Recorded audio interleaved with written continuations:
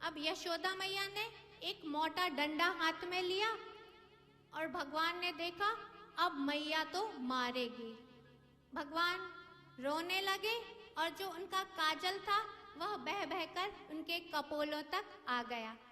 अब भगवान ने सोचा अब मैया तो मारेगी। अब मैया लेकर दौड़ी डंडा, तो कन्हैया आगे आगे और मैया पीछे पीछे। अब भगवान भाग रहे हैं और यशोदा मैया थक गईं, लेकिन भगवान को नहीं पकड़ पाई। यशोदा मैया का जो शरीर था वह पसीने से लथपथ हो गया। भगवान ने सोचा अब मैया थक गई है, अब मैया की पकड़ में आ जाना चाहिए, और भगवान पकड़ में आ गए। अब मैया ने डांटा कि तू बहुत बिगड़ गया है, इसीलिए आज मैं तुझे दंड दूंगी। और कहा मैया ने कि तू इसी उखल में खड़ा होकर माखन खिला रहा था ना, इसीलिए आज तुझे इसी उखल से बांधूंगी। मैया रस्सी लेकर आई, उखल से बांध दिया और फिर अब कन्हैया को बांधने लगी। जैसे ही बांधने लगी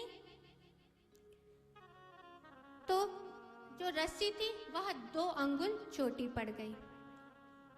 सुखदेव जी कह रहे हैं राजा परीक्षित से, ना चांतर न वैर्यस्य ना पूर्वम नापि चापरम, कि यशोदा मैया उन भगवान को बांध रही हैं जिनमें ना तो अंदर का भेद है और ना ही बाहर का भेद है। वह भगवान इस संसार के पहले भी थे और इस संसार के रूप में तो हैं ही और बाद में भी रहेंगे। यशोदा मैया उन भगवान को बांध रही हैं, लेकिन जैसे ही यशोदा मैया रस्सी लेकर आती वह 2 अंगुल छोटी पड़ जाती।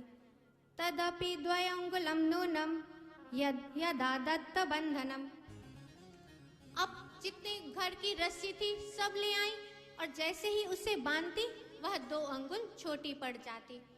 पूरे गोकुल की रस्सी समाप्त हो गई, लेकिन भगवान बंधन में नहीं बंधे। एक गोपी ने कहा कि यह गोकुल की रस्सी से नहीं बंधेंगे, इनके लिए बरसाने से रस्सी मंगाई जाए। भगवान ने सोचा कि यदि मैं बरसाने की रस्सी से बंधा तो सभी लोग मुझे उल्लाहना देंगे कि यह बंधा भी तो ससुराल की रस्सी से, इसीलिए अब भगवान बंधन में बंध गए।